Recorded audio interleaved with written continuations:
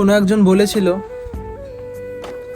কাউকে ভালোবাসলে মানুষ তার মায়ায় পড়ে না, কিন্তু কারোর মায়ায় পড়লে তাকে ভালোবাসতেই হয়।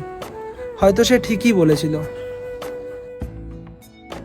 ভালোবাসায় মানুষ পাগলামো করে, কিন্তু দিন শেষে মানুষ মায়াতেই মরে। এই মায়া বড়ই অদ্ভুত জিনিস। সহজে কারোর মায়ায় পড়া যায় না, আর একবার কারোর মায়া পড়লে সহজে তা কাটানো যায় না। এই মায়া যদি এত সহজেই কাটানো যেত, তাহলে আজ কত পাগলিত শান্তিতে তার ঘরে ঘুমাতো।